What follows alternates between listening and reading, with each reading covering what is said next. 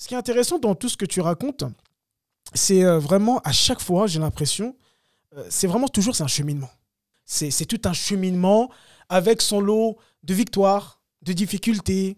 Et si je t'ai invité ici aujourd'hui, en tout cas, je présume que tu fais partie des gens qui ont osé prendre ce cheminement. En tout cas, qui sont sur le cheminement de leur vie, qui rencontrent des difficultés, des victoires, des réussites, en tout cas pas mal de choses, mais tu chemines. Tu continues de cheminer, tu continues de foncer. Je ne sais pas, peut-être tu as vraiment une grande vision à long terme, on en reparlera peut-être plus tard, mais en tout cas, tu avances, tu es un fonceur. Dans ce cheminement, parce que vraiment, tu fais beaucoup de choses. Hein. On peut modeste, mais voilà, tu écris, tu lis, tu fais du montage vidéo. Il y a pas mal de choses que tu fais. En tout cas, tu es quelqu'un qui est très productif. Dans ce cheminement, quelles sont déjà, la première question qui me vient, quelles sont les difficultés que tu as dû surmonter? Parce que je pense que si tu es là aujourd'hui, tu as pu quand même surmonter ces difficultés. Mais quelles ont été les difficultés, les différents blocages, les différents doutes, les choses qui ont fait que si tu t'étais pas battu, tu n'avais pas surpassé, tu ne serais pas là où tu es aujourd'hui. Et aussi, la deuxième question qui vient après et qui suit, c'est comment tu as fait? Je pense que la première chose, tu vois, c'est accepter sa différence.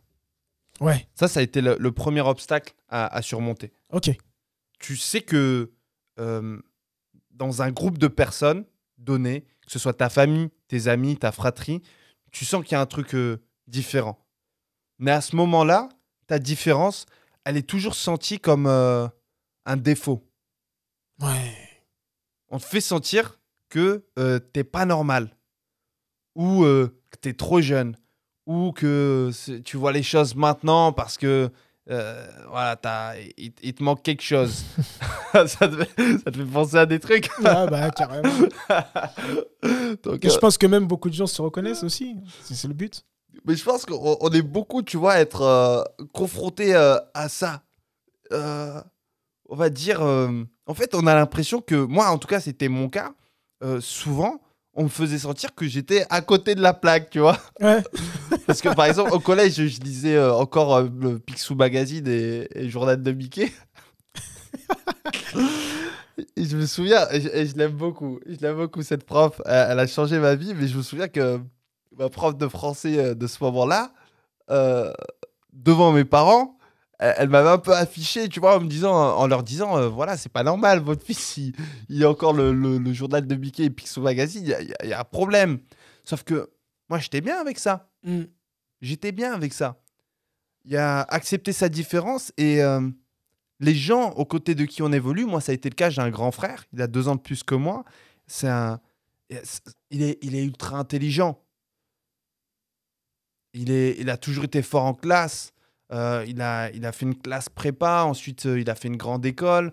Directement après, il a intégré le monde du travail en tant qu'ingénieur dans le domaine de l'aéronautique. Et en fait, pour les parents, comme pour la société, cette réussite-là, c'est la normalité. Mm. Dès lors que tu n'aspires pas à cette voie-là, c'est que tu n'es pas normal. Et avant même d'arriver à ce monde du travail, quand tu grandis avec quelqu'un qui sait ce à quoi il aspire depuis qu'il est petit, tu vois que des gens autour de toi, dans leur tête, c'est clair. Ils savent ce qu'ils veulent faire. Ils savent qu'ils veulent... Tu sais, moi, ça me fascine. Je sais pas si tu as connu des gens comme ça autour de toi, Mhm. des gens à l'école primaire, et je dis, ah ouais, moi, je veux faire ça dans la vie. Ouais, mais tout le temps. T'as l'impression d'être à l'ouest quand tu rencontres ces gens. Je dis, ouais, moi, j'ai un ami depuis l'école maternelle, 2e section de l'école maternelle. Il s'appelle Simon. Il était fan d'aéronautique. Il s'est mis à bosser dans ce domaine. Il a pas lâché. Il avait des posters, des affiches de la 300. C'était un spécialiste. Il entendait un avion comme ça, il pouvait dire ouais, ça c'est la 360 avec 2 moteurs coupés diesel. T'entends tout ça, toi. On était au collège. En fait, quand tu vois des gens spécialistes dans leur domaine quand t'es gamin, tu te dis ah ouais, moi je suis pas normal. Moi, Les vélos, je les connais pas, tu vois. Je sais pas faire la différence entre un VTT et un vélo de route quand j'étais gamin, tu vois. Donc, le premier obstacle, c'est accepter sa différence. Et comment faire? Parce que dans accepter sa différence, c'est-à-dire, c'est aussi un petit peu, peut-être que j'interprète, combattre le regard des autres. Tu sais qu'il y a beaucoup de gens, justement, qui n'acceptent pas leur différence parce qu'ils ont peur de ce que les autres vont dire. Et ça est revenu beaucoup dans ce que tu dis. Comment surmonter ça? C'est dur. Bah, tu vois, ça m'amène au deuxième, parce que tu demandais par rapport aux obstacles. Mhm. Ça amène au deuxième obstacle qu'il faut surmonter, en mon sens, ou en tout cas celui que j'ai été amené à surmonter, c'est le fait d'apprendre à s'écouter soi-même. Ok. Apprendre à s'écouter. Au milieu de tout ce bruit que font les autres, de toutes les aspirations que les gens ont pour toi, la société, ta famille, tes profs, tes amis, au milieu de tout ça, te dire en fait que toi, tu vas partir sur un chemin qui est totalement différent. Et s'écouter soi-même, ça implique quoi? S'écouter soi-même, surtout quand on ne dit pas comment faire. Tu sais pas, que ça veut dire quoi? Je Tu vas, m'écoute moi-même. tu vas nous dire. Je vais essayer. T'es là, on te dit, vas-y, écoute-toi. Eh ben, moi, qu'est-ce que. Il n'y a pas une voix à l'intérieur. Si, mais en fait, au début, c'est ça. Tu vas dire, il n'y a pas de voix à l'intérieur de moi qui me dit, écoute, Najib, je pense que ce qui est bon pour nous, c'est ça, on va partir. Non, il n'y a pas ça. S'écouter soi-même, ça veut dire quoi? Ça veut dire s'écouter toutes les fois où on a été en confrontation ou en échange avec les autres. Quand je te parle, quand tu m'écoutes ou quand tu parles, tu vas pas écouter ce que je dis. Tu vas écouter ce qui fait écho en toi. Hmm. Dès lors que tu comprends que tu n'es pas en train de m'écouter, mais que tu es en train d'écouter un écho, ce qui résonne en toi, eh ben, tu commences là à t'écouter toi-même. Tu dis, ah ok, moi il a dit ça, mais on a parlé du Seigneur des Anneaux, on a parlé de Matrix, il y a 3000 manières. Tu peux regarder le film à l'âge de 15 ans, c'est pas la même chose que maintenant. Pourquoi? Parce que tu n'es pas en train de regarder et d'écouter un film. Tu es en train de regarder, d'écouter un écho. Quelque chose qui vient résonner en toi. Et donc, quand tu écoutes l'autre pour l'écouter, et ça va être le cas, par exemple, moi j'ai fait 6 années d'études à la fac, en fac de droit. Ah là, il n'y avait pas d'écho, ça revenait pas, tu vois. Ça me parlait pas. Ouais. L'écho, c'est important. L'écho, t'apprends à écouter, ce qui vient résonner en toi. Qu'est-ce que des fois, tu sais, tu parles avec quelqu'un. Je parlais avec un ami il y a pas longtemps. Il me disait quoi? Il me disait que lui, il avait des enfants malades. Dans sa vie, il a des enfants qui sont malades. Ils sont nés comme ça, il me semble. Et un jour, il avait partagé sur les réseaux sociaux cette expérience de parents d'enfants malades. Il y a des gens qui ont regardé, certaines personnes qui ont réagi à sa vidéo, d'autres qui n'ont pas réagi. Et c'est lui qui m'explique que 1 an après cette vidéo, il reçoit le message d'un ami à lui qui lui dit: je viens de revoir ton texte et ta vidéo. Et la semaine dernière, j'ai appris que mon enfant avait une maladie grave. Et ben là, aujourd'hui, je te comprends. Ok. Il y a 1 an, il a vu et lu, il a vu la même vidéo et lu le même texte. Mais ça n'a pas fait écho en lui. 1 an après, ça fait écho en lui. Donc la première chose, c'est accepter sa différence. Moi, en tout cas, c'est le premier obstacle que je pense avoir été amené à surmonter. Le deuxième, c'est s'écouter soi-même et comprendre on parvient à s'écouter soi-même quand il y a cet écho, quand on est sensible à cet écho. Et cet écho, autant il peut se manifester à travers des conversations, autant parfois, ça va être les gens autour de toi qui disent: hey, mais toi, tu devrais faire ça. Toi, tu devrais faire du stand-up. Toi, tu devrais parler sur scène. Toi, tu devrais faire de la radio. Toi, tu devrais faire de la télévision. Si tu t'écoutes pas toi-même, ben, tu sauras pas si ça te parle ou pas. Ouais. Mais quand quelqu'un parfois te dit: toi, tu devrais faire de la scène. toi, je te vois parler devant 500 personnes. C'est possible que ça résonne pas en toi du tout. Hmm. Je dis, ah non, moi, je suis un mec, j'aime bien rester dans l'ombre, je suis discret, j'ai pas envie de... Non. Par contre, c'est possible que ça, là, ça vienne résonner en toi. Et dans ce cas, alors, écoute-toi. Parce que comme l'écho, ça va toujours être un truc qui sera là en bruit de fond.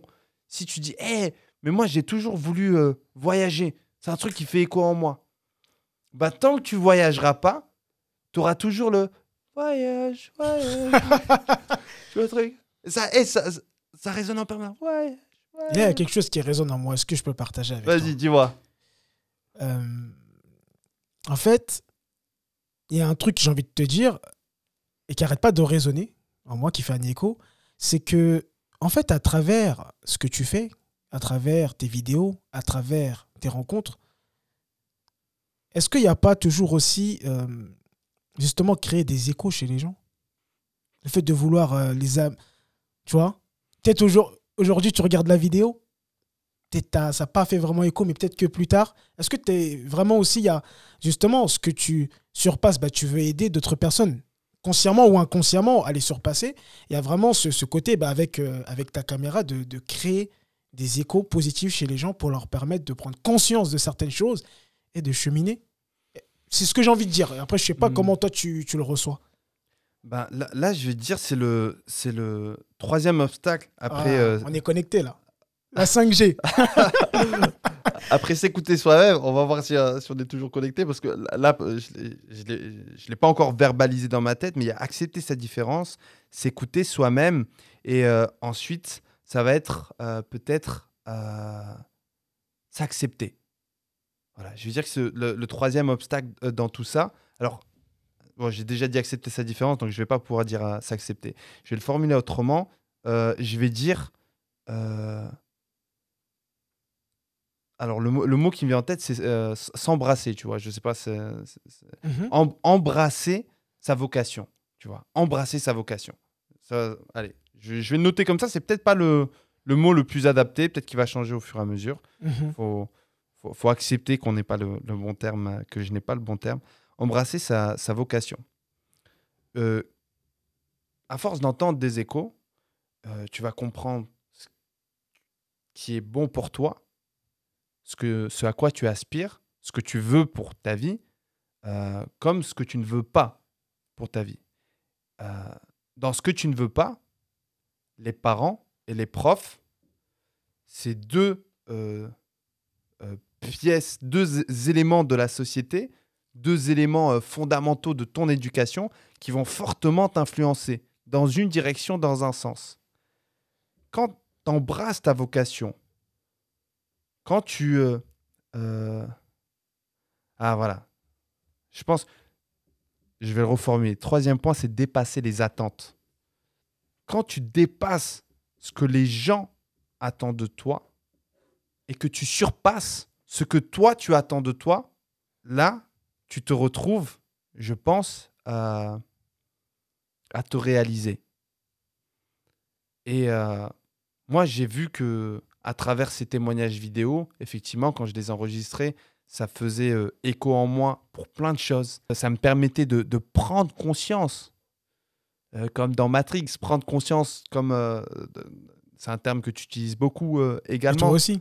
Ouais, du coup, en réflexion, je l'utilise beaucoup. Quand tu te rends compte que prendre conscience des choses, ça te permet de grandir de façon accélérée. Quand tu es dans l'ignorance, quand tu es dans l'insouciance, exactement comme dans les Hobbits du Seigneur des Anneaux, bon, eux, ils boivent beaucoup d'alcool, c'est pas notre cas, mais tu te retrouves à vivre l'instant présent. Ouais, c'est vrai. C'est vrai, hein, et j'avais pas vu cet aspect justement. C'est vrai qu'ils sont vraiment dans une insouciance, ils boivent, ils vivent leur vie, quoi, mais il n'y a pas de réflexion particulière, la vision, elle n'est pas loin. Ils sont dans l'instant présent, sans perspective d'avenir. Exactement. Sauf que, justement, c'est le terme de l'avenir. Si toi, tu ne vas pas vers lui, il va venir vers toi. Tu vois ? Donc, si toi, tu es juste là dans l'attente, il y a un truc qui va se passer et ce n'est pas ce que tu as voulu, ce n'est pas ce que tu aurais souhaité et ce n'est certainement pas ce que tu aurais cherché puisque tu n'as rien cherché. Donc, quand tu es dans l'attente, le moment présent, il ne se passe rien. Et dans le moment présent, il s'avère que les gens autour de toi, comme je te disais, les professeurs, les parents, dans le cadre de ton éducation présente, ils te poussent dans une direction qui t'apparaît comme étant évidente. Un prof, tu lui fais confiance. Il te dit que tu es nul. Tu n'as aucune raison de te dire que tu es bon. C'est ton prof. Il a vu des centaines d'élèves. Si ton prof te dit que tu es nul, tu n'as aucune raison de te dire que tu es bon. Par contre, quand tu vas dépasser ça, moi je me souviens, cette prof de français, une fois de plus, je dis, je n'ai rien contre elle, je l'apprécie énormément. Elle s'appelle Claire. Claire, je me souviendrai toute ma vie qu'elle m'a mis un 5 sur 20 à une poésie pour laquelle j'avais mis tout mon cœur. J'avais mis tout mon cœur, mais parce que ça ne correspondait pas à son attente, j'ai eu 5 sur 20. Et ce 5 sur 20, il te fait réfléchir. Tu te dis, mais je comprends pas. J'ai travaillé comme tout le monde, peut-être même plus. J'ai essayé de faire preuve d'imagination, j'ai réfléchi, je me suis donné les moyens et j'ai un 5 sur 20. Donc, je comprends pas. Je comprends pas. Qu'est-ce que cette prof attendait de moi alors que moi, j'ai déjà tout donné. Je n'étais pas dans l'attente de ce que je pouvais offrir. J'étais dans l'impulsion. Je donnais. J'ai donné tout ce que je pouvais donner. Et j'ai une sale note. Je dépasse cette attente et je comprends quoi? Que peut-être que ça ne lui correspond pas en tant que ma prof, mais que ça va correspondre à quelqu'un d'autre ailleurs. J'ai eu le même souci plusieurs années après en classe préparatoire de droit. Je t'en avais parlé. Je t'ai dit, un jour, on bosse sur un devoir, donc il fallait rendre un commentaire de texte, un truc comme ça. Et quand je le rends, le prof me dit, votre devoir, il mérite un 16 sur 20, mais pas ici, en fac de droit, en face à Sciences Po. En fac de droit, votre devoir, il mérite 6 sur 20. Et ouais, je suis là, je regarde Sciences Po, je sais que j'ai raté le concours. Je dis, en fait, tu te sens pas à ta place. Tu te sens pas à ta place. Et donc, tu te dis, ok, eux, ils attendent de moi que je sois comme ça. Mais, et j'en reviens au deuxième point, si tu as réussi, si tu as parvenu à trouver le moyen de t'écouter toi-même, tu vas comprendre alors. Tu vas comprendre et tu vas... Deux possibilités. Soit tu te dis, oui, c'est pour moi, je vais me plier à ces exigences pour leur donner ce qu'ils attendent de moi. Soit tu dépasses ces attentes et tu te dis, ok, mon prof, il veut ça pour moi, mais moi, je ne le veux pas pour moi-même. Donc, j'accepte le fait, comme là, tu vois, j'ai barré le mot, j'accepte le fait de ne pas avoir trouvé le mot, j'accepte le fait de ne pas avoir trouvé le cursus universitaire que je voulais faire, j'accepte le fait de ne pas avoir trouvé mon lycée, j'accepte les choses et je dépasse ces attentes. C'est juste qu'en fait, ça ne me correspond pas. Et donc, quand on a dépassé ces attentes, je pense que justement, quand on dépasse les attentes de ses parents qui veulent de toi que voilà, tu as un CDI, une stabilité, que tu vives en France, dans la ville à côté d'eux, ou que tu retournes au bled à côté d'eux. En fait, dès lors que tu dépasses ces attentes, c'est là où tu parviens, et ça, je pense que c'est l'obstacle suivant, et j'arrêterai sur un cinquième, c'est là où tu parviens à trouver ta place. Trouver ta place dans un monde qui t'éduque. C'est compliqué. Et ça, on l'avait vu dans le domaine... j'ai étudié... moi, pour revenir brièvement sur mon parcours, j'avais fait une licence en droit, un master 1 en droit notarial, puis ensuite, je suis parti en master 1 professeur des écoles, pour aller ensuite sur un master 2 enseigner à l'étranger. Et dans le cadre de mon master 1 professeur des écoles, justement, on nous disait que pendant des années, à l'école, on t'éduquait pas. On t'a apporté une instruction. Ça veut dire qu'on te donnait les bases. On parlait d'instruction obligatoire. Les mathématiques, le français, une langue étrangère éventuellement. À l'époque, tu avais le latin et le grec parce que ça te permettait d'accéder à la science ancienne. Et également, à l'époque, aux garçons, on leur apprenait, je sais plus ce que c'était, et les femmes, on leur apprenait la couture et la cuisine. Instruction. On t'apprend les bases et tu te débrouilles. Aujourd'hui, on n'est plus sur de l'instruction, on est sur de l'éducation. L'éducation, elle se fait conformément à quoi? Elle se fait conformément à des valeurs. Donc, on va orienter tes choix de vie. Te rendre à 9h du matin pour quitter ton école à 17h, c'est une éducation au monde de l'entreprise. Ce n'est pas une éducation à ton épanouissement personnel. Ouais. Ce n'est pas une éducation à comment gagner de l'argent. On t'apprend comment obéir, vivre une vie de salariat. C'est ça à quoi on nous éduque. C'est pas un mal. C'est quelque chose de très bien même pour la stabilité et la longévité d'un pays. Imagine, c'est pour ça on nous parle d'école gratuite.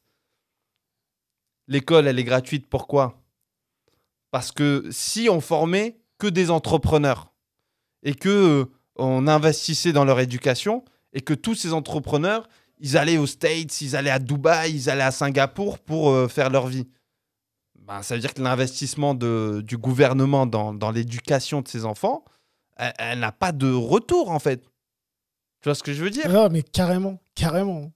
On nous parle de... C'est cool. Non, mais c'est puissant ce que tu dis. Vraiment, c'est ouf. Après, c'est de la pure logique. Tu vois, on sait que quand un service est gratuit, ça veut dire que c'est toi le produit. Quand un service est gratuit, ça veut dire que c'est toi qui fait l'objet de... nous, on ne s'est pas posé la question. Si tes enfants vont gratuitement à l'école, c'est parce que c'est un investissement qui, logiquement par la suite, est censé ramener de l'argent à l'État français. Comment? À travers les cotisations sociales, à travers les impôts, à travers... Mais si demain, on disait, voilà, si tu veux voyager, tu peux voyager. Si tu veux construire ta vie du jour au lendemain dans un autre pays, tu peux construire ta vie. Mais l'État, il serait perdant. Ok. Donc, il faut comprendre que nos parents, ils veulent que l'on ait une place généralement proche d'eux. Ils veulent, peut-être parce qu'ils ont des dettes, peut-être parce qu'ils ont des projets, peut-être ils veulent que tu t'orientes dans un domaine en particulier, peut-être parce qu'ils ont manqué de quelque chose. Ils manquaient de voilà, ils ne savaient pas se soigner, donc ils aimeraient bien que tu deviennes médecin. Ils connaissaient pas, ils galèrent sur tout ce qui est question administrative et tout, ils veulent que tu étudies le droit. Mais aucun parent voudrait que son enfant parte. Tu vois, des gamins, je sais pas, à ta fille, est-ce que, ou à ton fils, est-ce que tu leur dis, toi, quand tu seras plus grand, tu partiras loin? En fait, quand je reprends mon expérience aujourd'hui et que je le fais, donc je sais pas, là ils sont petits, je veux bien qu'ils restent à côté de moi, mais franchement, si j'aimerais bien les laisser vivre leur vie, en tout cas. De l'expérience que j'ai eue, aujourd'hui, je me dis, après, je sais pas, peut-être quand ils seront plus grands, ça sera plus difficile. Tu vois, il y aura plus d'affection, il y aura plus de peur aussi qui vont s'installer. Et les enfants sont pas assez grands, je pense, on verra. En tout cas, je pense que moi j'ai pas encore d'enfants, mais je me dis logiquement, jamais je dirais... En fait, jamais naturellement, Moi, mon fils, je le vois faire comme moi, c'est-à-dire prendre des magazines de voyage à l'âge de 6 ans et commencer à regarder des destinations, l'Égypte, la Thaïlande. Je dis, Ouais. hey, range-moi ça. Ah, tu le laisserais pas partir? Non, je le laisserai, tu vois, mais en fait, je le verrai venir, tu vois. Ouais. Je le verrai venir de loin. Je vais dire, ah, lui, regarde ça dès maintenant, ça, C'est chaud. il va bouger, lui. Alors que si au contraire, il est là, il s'intéresse. Ah, qu'est-ce que tu fais, papa? Ah, d'accord, tu fais ça, ça, ça. Ah, ok. Ah, ben, je veux te suivre, je vais faire la même chose. Là, je me dirais, ah, il va rester quand même. Il y a plus de chances qu'il reste à côté de moi. Ça, Mais c'est sûr. en réalité, je j'ai pas encore d'enfant et je m'en fous. Hein, ils peuvent faire ce qu'ils veulent. Au contraire, l'essentiel, c'est que justement, ils trouvent leur place. Quatrième point, indépendamment de ce que je vais pouvoir leur dire, indépendamment de ce que l'école va leur enseigner, indépendamment de ce que les réseaux sociaux vont leur baratiner à longueur de journée. Et j'espère que, et ça c'est peut-être le cinquième et dernier obstacle, c'est euh, arriver à se détacher de toutes ces attentes, trouver sa place, comprendre trois choses. Comprendre qui l'on est réellement, ce que l'on veut faire, et dans la perspective d'avoir quoi. Je sais pas si tu connais ce triangle être, faire, avoir. Non. Si tu peux nous expliquer un petit peu. J'ai peut-être dû le voir, mais là, tout de suite, non. J'ai pas... D'accord. Donc, moi, c'était un policier. C'est un policier qui m'a appris ça en Wow. garde à vue. Non, je rigole. C'est un policier qui m'a appris ça dans une retraite silencieuse qu'il y a eu dans le désert du Maroc. Il est venu dans cette D'accord. retraite silencieuse. Et il me parlait de ce triangle être, faire, avoir. C'est l'idée selon laquelle, par exemple, on est heureux. Être heureux. Le bonheur, il se fait pas. C'est-à-dire que peut-être que voilà, je sais pas, ta femme, ton ami dit ah moi j'ai toujours pour être heureux, j'ai toujours voulu avoir une voiture. Il me faut juste une maison et je serai heureux. Et toi peut-être que tu vas lui acheter, donc tu vas essayer de faire son bonheur. Mais si lui à l'intérieur il est blessé, il est détruit ou il sera jamais heureux. On ne fait pas le bonheur. On ne l'apporte pas, on ne l'offre pas. Tu es heureux ou tu ne l'es pas. Tu es triste ou tu ne l'es pas. Donc, être heureux, c'est un état. Le bonheur, c'est un état. Pour ça, tu es obligé de faire des choses. Toi, tu m'as dit la dernière fois, voilà, parler, ou écouter les gens, ou faire parler les gens, c'est quelque chose qui te rend heureux. Peut-être que créer des business, c'est ou faire en sorte que d'autres personnes créent leur business et s'épanouissent dans leur business, toi, ça contribue à ce que tu sois heureux. Pourquoi est-ce que tu fais ça? Si tu es heureux en faisant ça et que tu sais pas où tu vas, il n'y a pas de finalité, il n'y a pas de sens. Le sens, il apparaît quand tu connectes le fait d'être au fait de faire pour avoir. Souvent, encore plus là en ce moment, voilà, depuis que Emmanuel Macron est au pouvoir, c'est la mode de l'entrepreneuriat et tout ça. Et tu vois beaucoup d'entrepreneurs passer sur les réseaux sociaux avec la voiture de luxe. Ils sont à Dubaï, ils sont à Barcelone, meeting, tout ce que tu veux. En fait, trop de personnes conditionnent le fait d'être heureux au fait d'avoir quelque chose. Et donc, c'est l'erreur, je pense, des gens qui aspirent à gagner de l'argent. Ils pensent qu'avoir la voiture, avoir la maison, avoir de l'argent, ça va les rendre heureux.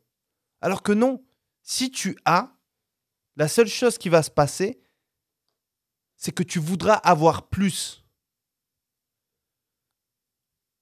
Prenons l'exemple de l'argent. L'argent, c'est un chiffre, c'est un nombre. Les nombres sont infinis. Si tu aspires juste à avoir de l'argent, ça veut dire que tu aspires à poursuivre quelque chose qui ne finit jamais. Et donc, tu seras toujours sous pression. Tu atteins 10 000, tu veux 20 000. Je te jure. Tu atteins 20 000, tu veux 50 000. T'as une Porsche, tu veux une Mercedes. T'as une Mercedes, tu veux une Jaguar. Ça s'arrête jamais, tu vois. Regarde, moi, j'avais, juste pour valider tes propos, moi, l'avion, j'ai toujours pris normal. Normal. Je me suis dit, bah, tiens, je vais prendre l'Eco Plus. Donc, c'est un niveau qui est un petit peu au-dessus. Et quand j'ai pris l'Eco Plus, je me suis dit, bah, tiens, je vais prendre la business.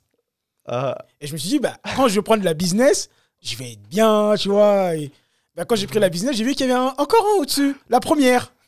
Tu vois, mais j'ai pas pris, c'est beaucoup trop cher pour l'instant.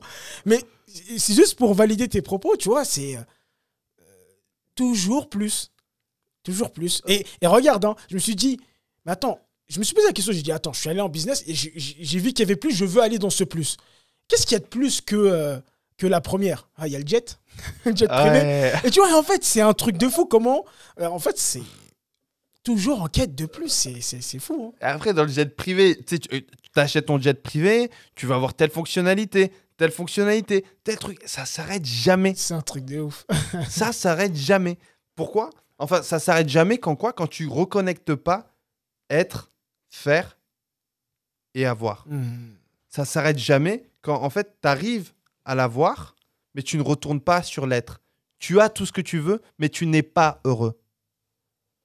Tu as tout ce à quoi tu aspires, mais tu n'as pas ce qui te fait vibrer. Parce que tu ne retournes pas au fait d'être. Et en réalité, tu penses, en prenant l'avion, que ce qui te rend heureux, c'est peut-être ce confort. Mais en réalité, c'est juste... Moi, personnellement, c'est mon cas. Moi, j'ai juste besoin d'avoir un film, des écouteurs, pas de connexion Internet. J'aime bien, j'ai l'impression que c'est des capsules. Quand tu voyages, il n'y a personne qui t'écrit. Et de quoi étendre mes jambes. Si j'arrive à étendre mes jambes, que j'ai mon film, c'est bon, tu vois. Alhamdulillah. Alhamdulillah. Donc, peu importe, tu vois, que ce soit après dans première classe, machin. Non.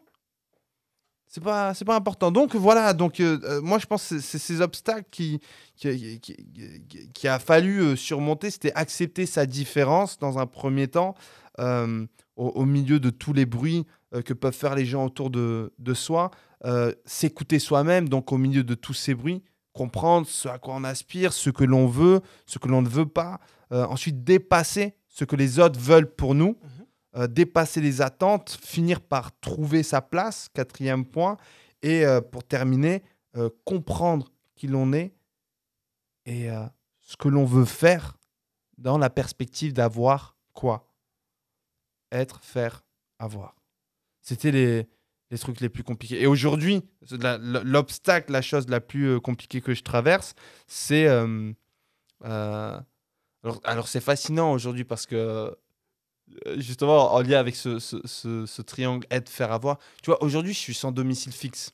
C'est-à-dire là, normalement, dans mon planning, dans mon agenda, ce que je devais faire, c'était créer une adresse pour les gens sans domicile stable. Parce que quand tu n'as pas d'adresse, quand tu n'as pas de domicile, je ne savais pas que c'était aussi compliqué.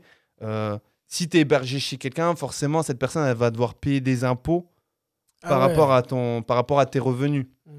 Donc, clairement, personne ne veut payer plus d'impôts. Donc, les gens, ils ne veulent pas t'héberger chez eux. Ils ne veulent pas que ton adresse soit chez eux. Et donc, c'est plus simple de créer une adresse de sans domicile fixe. Et tu m'aurais dit ça il y a 2 ans. Je t'aurais dit, être sans domicile fixe, c'est chaud. J'en suis sûr, même il y a des personnes qui ont écouté, ils ont dit, oh, comment ça, depuis le début, il parle, il est sans domicile fixe et tout. Qu'est-ce que tu mets derrière ce mot-là, tu vois? Exactement. Là, les gens, je sais pas, ils ont cette image du sans domicile fixe qui vit dans la rue. Mais en réalité, c'est tellement plus complexe que ça. C'est pas un SDF, c'est pas un mec qui est forcément dans la rue. Sans domicile stable, tu as des gens, ils travaillent, mais en fait, ils sont hébergés chez des amis à eux. Tu as des gens, ils ont pas de chez eux. Souvent, les gens qu'on trouve dans la rue, c'est des gens qui sont laissés, je pense, emportés par tous ces obstacles. C'est des gens qui sont isolés et c'est des gens qui sont enfermés dans leurs démons. Parce que forcément, quand tu es... comment dire? Moi, je me suis retrouvé sans domicile fixe suite à une séparation, tu vois. J'avais 2 possibilités.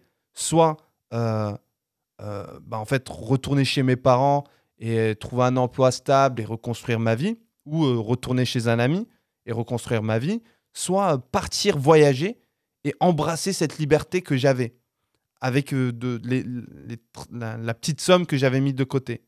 Et moi, je me suis dit, écoute, Najib, tu as été marié pendant 5 ans. Tu sais ce que c'est que de vivre chez tes parents. Tu sais ce que c'est que de vivre marié. Viens, bouge en fait. Teste quelque chose que tu n'as jamais fait. Va tester quelque chose que tu n'as jamais fait. Et je suis parti, pendant 1 an, j'ai fait 6 ou 7 destinations, partout, un peu partout dans le monde, Canada et le reste, c'était autour de l'Afrique. Et après, voilà, les conditions ont fait que, les circonstances ont fait que j'ai dû rentrer en France. Et là, aujourd'hui, je suis sans domicile fixe. Et je l'étais depuis 1 an. Qu'est-ce qu'il y a ? Non, c'est marrant comment tu le dis. Quand je le dis. En fait, voilà, trouver ma place. J'accepte en fait cette réalité, tu vois, je suis en paix avec ça. Je suis pas en guerre contre ça. C'est ça qui me fait rire, en fait, c'est que tu es en paix avec ça, en fait. C'est vraiment, c'est ça. Je suis sans domicile fixe, je le dis, je le revendique, et je suis en paix avec ça. Je suis en paix avec ça. Tu veux que je fasse quoi ? Déjà, moi, j'ai eu la chance, plus ou moins, de le choisir. C'est pas, Ouais. tu vois, c'est pas quelque chose qui, comment dire, moi j'ai pas eu d'un coup, tu vois, une grosse dette à rembourser qui a fait que je me suis retrouvé à la rue. J'ai pas été viré de mon travail, je me suis viré tout seul. Donc tu vois, je me suis viré tout seul, j'ai choisi la vie que je mène aujourd'hui.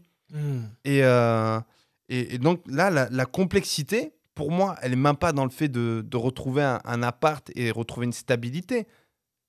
Ma complexité, ma problématique, je me pose la question, comment stabiliser le fait de continuer d'aller à la rencontre des gens, comment continuer d'impacter la vie des gens de manière pérenne.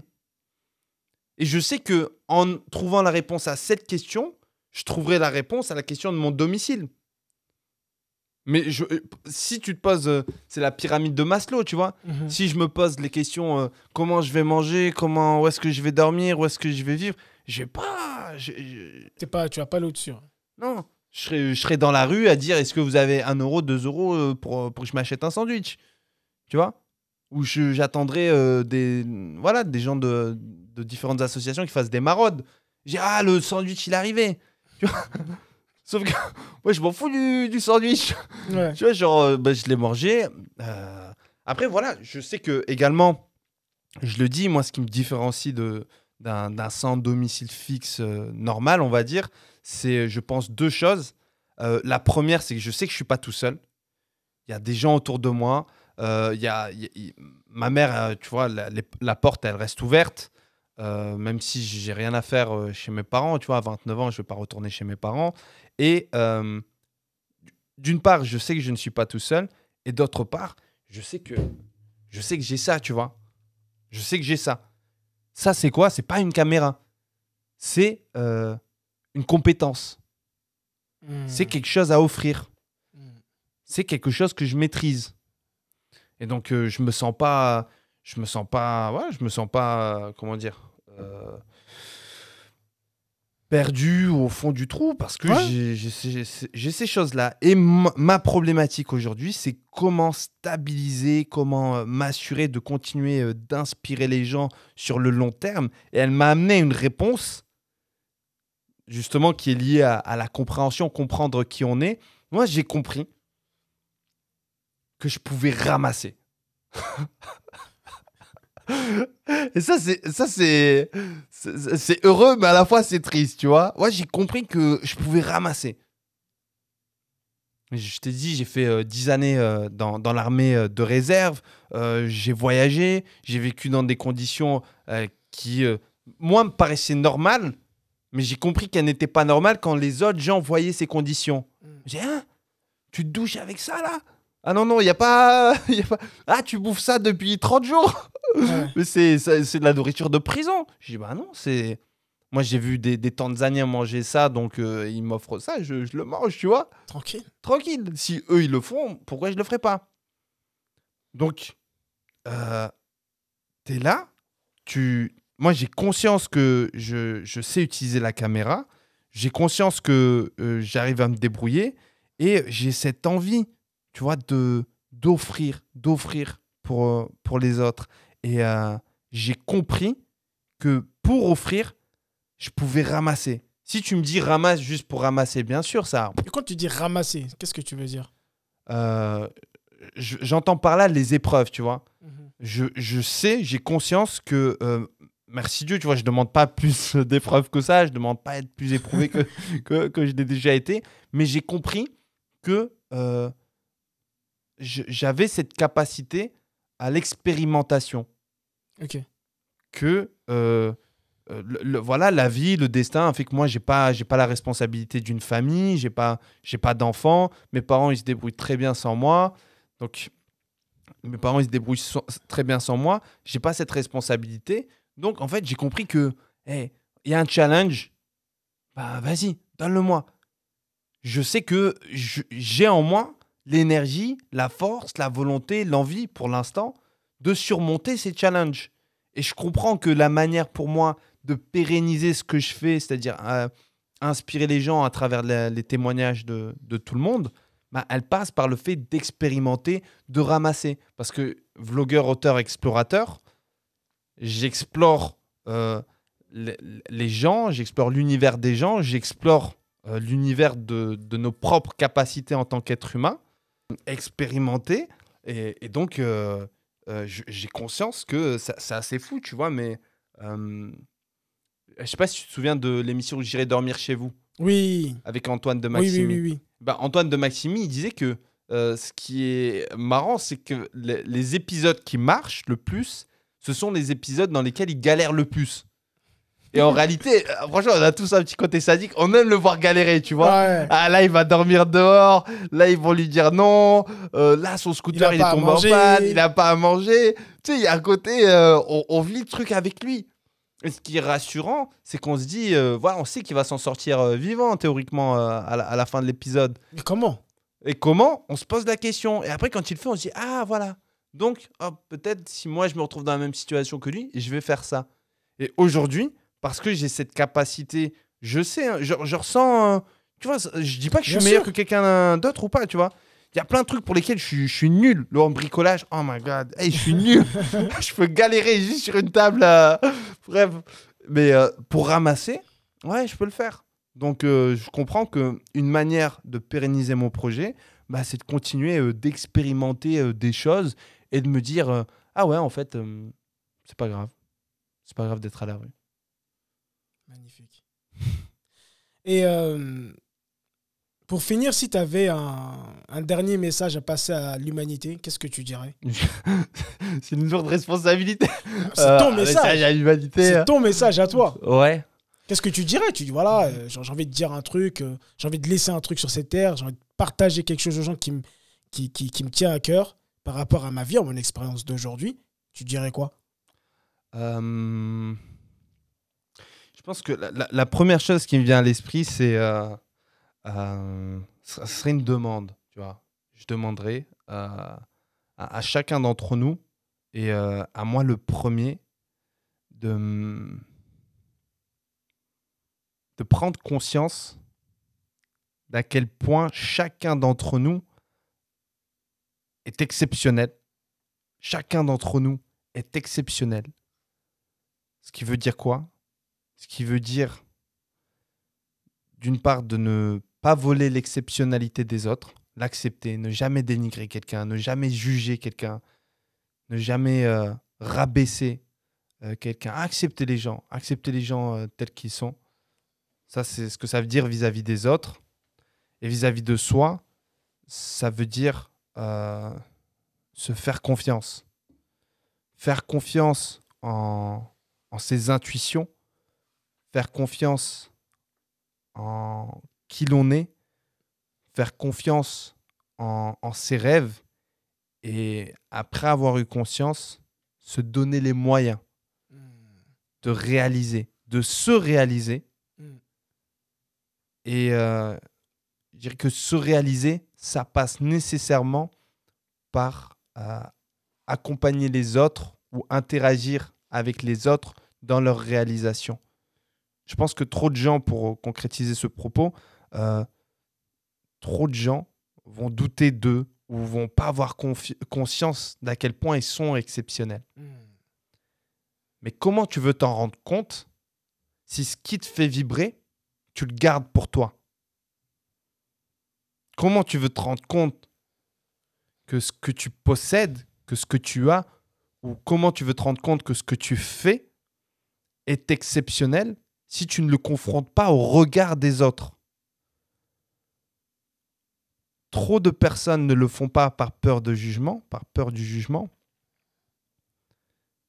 Mais quand tu vois l'impact que ça a sur les autres, quand tu vois l'impact que ça peut avoir juste sur une personne, bah, tu comprends ta responsabilité.